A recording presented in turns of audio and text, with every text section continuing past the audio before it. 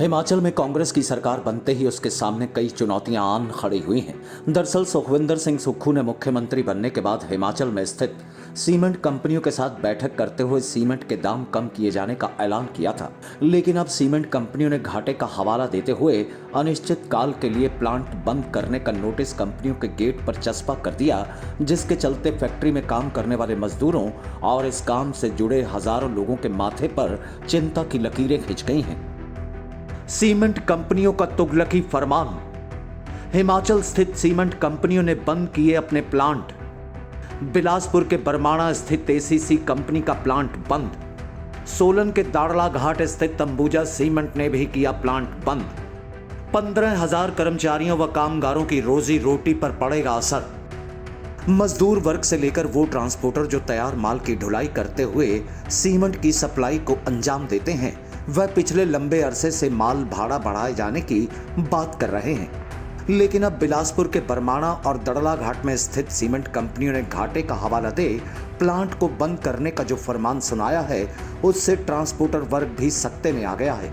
उसके मुताबिक उनके इस कारोबार से जुड़े हजारों लोगों की रोजी रोटी पर भी संकट आ गया है।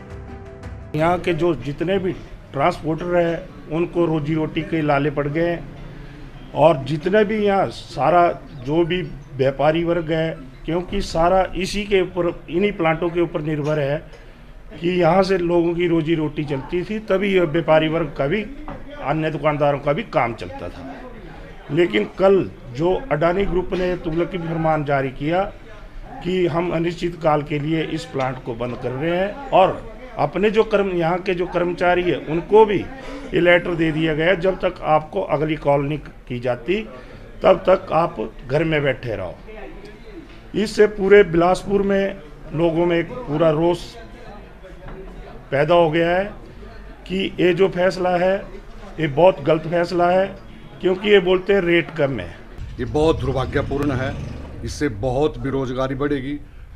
अप्रत्यक्ष और प्रत्यक्ष रूप से 15 और 20 हज़ार परिवार इसमें प्रभावित हो रहे हैं और पूरे हिमाचल में इफेक्ट है। हमारी तो डिमांड ये है कि जैसे कि एक कंपनी की तरफ से एक आज कोई लेटर आया कि ये रेट बहुत ज़्यादा हैं, तो जब ये रेट बने थे तो हमारे ठाकुर साहब ने पहले बता दिया कि एक ठाकुर रामलाल जी मंत्री हुआ करते थे और डीसी जी उसके सदस्य थे, उसकी अध्यक्षता में 1992 में एसीसी के साथ एक एग्रीमेंट हुआ था जो कि हर 5 साल चलता था, जो कि इन्होंने इस बार 2021 तक बंद कर दिया, क्योंकि 2021 तक ये एग्रीमेंट एसडीटी चलता रहता। बाकी मेरा आपसे, मैं तो सरकार से भी यही निवेदन करूंगा कि जल्दी से जल्दी इस मसले को सुलझाया जाए। वहीं इस मुद्दे को लेकर इंटेक की ओर से कुल्लू में कंपनियों के इस रवैये के खिलाफ एक प्रेस वार्ता का आयोजन करते हुए मजदूरों के हक में आवाज बुलंद करते हुए कंपनियों के प्रबंधन के खिलाफ जोरदार रोष प्रदर्शन करने की बात कही गई, और साथ ही इस बात का हवाला दिया गया कि कंपनियों को मजदूरों और कामगारों के हक के साथ अन्याय नहीं करने दिया जाएगा। हिमाचल का सीमेंट हिमाचल में महंगा, दिल्ली में सस्ता, पंजाब में सस्ता, हरियाणा में सस्ता, उसके खिलाफ हिमाचल सरकार का, मैं एक बार बोलूँगा, जनहित में लिया गया ये फैसला, जिसमें उन्होंने कोशिश की थी कि भाई किस तरह से विभाग को अलर्ट किया कि किस तरह से ये इन रेट्स को कम किया जाए। ये कंपनी ब्लैकमेलिंग पे उतर आई है, और सिर्फ ब्लैकमेलिंग पे नहीं उतराई, इसमें इनका काफ़ी लंबा चौड़ा एजेंडा हम लोगों को लग रहा है कि जैसे अदानी ग्रुप का हमेशा से ये रहा है कि जहाँ पे भी ये काम लेते हैं वहाँ पे घाटा शो करके ये सरकार से नाजायज़ तरीके से छूट लेने की कोशिश करते हैं, अपने कर्जे माफ़ करवाने की कोशिश करते हैं, और ऐसी ही कवायद ये हिमाचल में भी शुरू कर रहे हैं। सबसे पहले हम लोग पूरे जिला स्तर पे राज्यपाल महोदय को ज्ञापन देंगे, मुख्यमंत्री महोदय को ज्ञापन देंगे।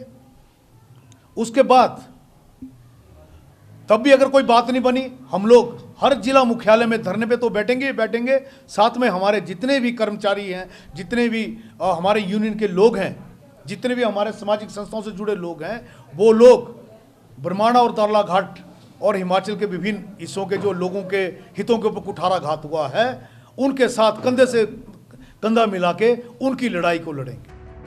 वहीं कंपनियों से बातचीत करते हुए जल्द इस मसले को हल किए जाने के दिशा निर्देश मुख्य सचिव की ओर से डीसी बिलासपुर और डीसी सोलन को दे दिए गए हैं। सरकारी अधिकारियों का कहना है कि सरकार किसी भी सूरत में सीमेंट प्लांट को बंद नहीं होने देगी। ये कंपनी मैनेजमेंट और ट्रक यूनियन के बीच का मामला है। 1-2 महीने से इनका आपस में कुछ नेगोशिएशन चली हुई थी।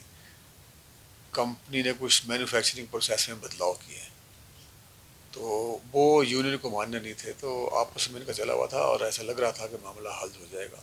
और दूसरा मामला ये है कि कंपनी चाहती है कि ट्रांसपोर्टेशन रेट कम हो और यूनियन चाहती है बढ़े, तो आपस में कोई इनका तालमेल बैठ नहीं रहा होगा, इसलिए सडनली इन्होंने प्लांट को बंद किया है। तो हमने डिप्टी कमिश्नर बिलासपुर और सोलन को बोला है कि मध्यस्थता करें, कंपनी मैनेजमेंट को बुलाएं और साथ में ट्रक यूनियन को बुलाएं और आपस में बैठ के बात करें और किसी हालत में प्लांट बंद नहीं होने देगी प्रदेश सरकार। अब सरकार कवायद करते हुए दोनों ही कंपनियों के प्रबंधन से बातचीत कर कब प्लांट चालू करवा मजदूरों और कामगारों को राहत पहुंचाती है, ये तो आने वाला वक्त ही बतलाएगा। लेकिन कंपनियों के रवैये से कामगार और ट्रांसपोर्टरों के साथ साथ मजदूर वर्ग चिंता में घिर चुका है। Desk report, daily post, Punjab, Haryana, Himachal.